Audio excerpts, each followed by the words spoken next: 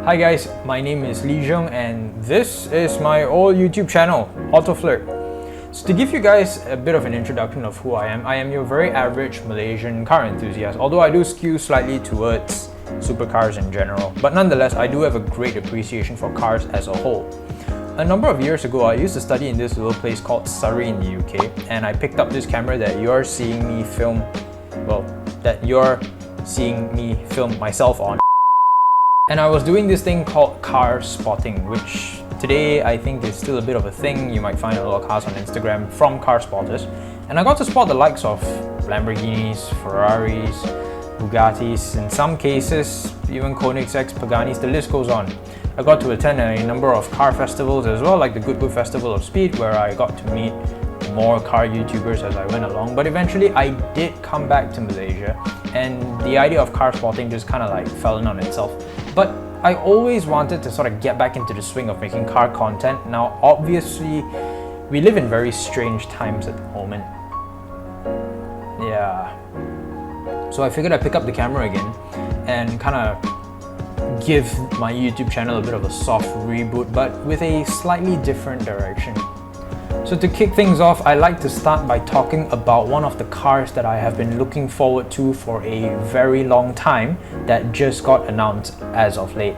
I am talking very specifically about the Mercedes-Benz C-Class, specifically the W206. So if you've clicked on this video, chances are you already know quite a lot about this car because the internet is just awash with coverage of the new C-Class.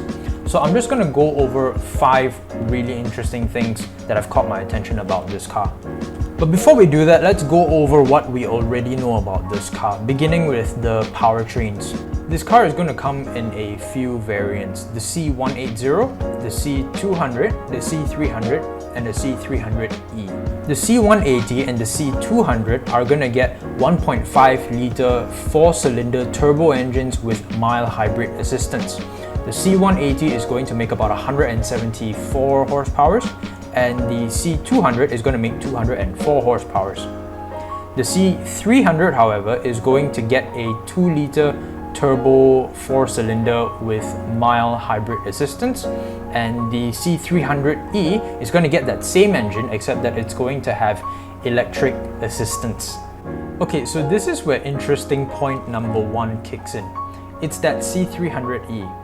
Mercedes is boasting that this car is good for a 0 to 60 time in 6 seconds flat. Now, that's really good for a sedan, but that's not even the interesting part about this car. The most interesting thing about this car is that the electric batteries, Mercedes is boasting that it can take you 100 kilometers of pure electric range. Now, to put things into perspective, do we remember the C350E from a few years ago, I think 2017, 2018? That had an electric motor as well, and that could only do 30 kilometers of full electric range. So in the space of 5 years, they've managed to more than triple that. And to give you some perspective, 100 kilometers is like going from One Utama to KLIA and back, roughly. That's really impressive. Well done, Mercedes. Interesting point number 2, the grille.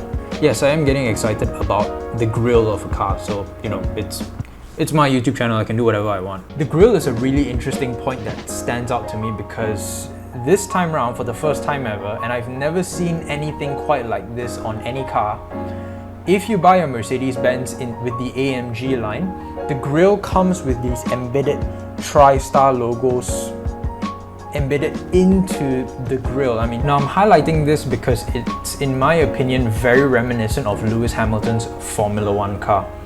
I'm actually waiting for somebody to order one of these and actually wrap one of the logos in a red tri-star, just like Lewis Hamilton's car, as a homage or tribute to the late and very legendary Niki Lauda. Come on, after hearing that, I think that's worth a number 2 spot, or at least 1 spot on the list. Interesting point number 3. The third thing that catches my attention the most is that big center screen inside the car. In fact, in my opinion, that's the biggest departure from the W205 going into the W206. Mercedes is saying that screen comes with a built-in fingerprint reader, so if you have multiple drivers, they can kind of scan their finger into the car, which will upload certain personalizable presets like your seat and steering wheel adjustment. So I think that's really neat. And by the way, that's not limited to just, you know, your physical driving position. It goes way beyond that. Not too sure about the details. Mercedes hasn't said too much, but I think we're going to find out very, very soon. In addition to that, Mercedes is also selling this car with the MBUX system built in already, and it is apparently integratable with smart home functions, specifically if you own anything by Samsung Smart Home or Bosch Smart Home. So you could tell your Samsung kettle to boil you water for some tea while you're driving on the way home. I think this opens up so many avenues in terms of the way that we interact with our cars and our homes as well. Although I do also think it's a little bit scary and could be a bit problematic security-wise, but you know, it's Mercedes, I trust that they know what they're doing. I just made an error. The MBUX thing was actually point number 4. But on a side note, something I have also noticed, which I'm a bit sad to see gone, is that they removed the scroller that lets you control the functions of the screen. Now, in my very personal opinion, I do think that touch screens in cars can be quite distracting and quite dangerous. I think we're very accustomed to cars kind of being ergonomically efficient with physical switches. So now that all cars are leaning towards this digital touch screen, I think it can be quite distracting and it can be a little bit dangerous. So in my personal opinion, I really wish Mercedes kept that little scroller and just improved on it while leaving the integrated touchscreen panel for you as an option to use as well. And now we wrap things up with interesting point number 5, Designo paint. So some of you might be hearing that and thinking, what is Designo paint? So that's just kind of Mercedes's version of a satin finish paint job. It looks really, really good and it makes the car really pop. Now here's the thing, most Mercedes cars that you will see on the road in Malaysia are generally pre-spec'd one, especially when they're bought new from a local dealer. But with that being said, the media photos that have been floating around on the internet of the W206 generally have been boasting that Designo grey. I think it's called selenite something or other. I think that looks really good. The car really pops with that color.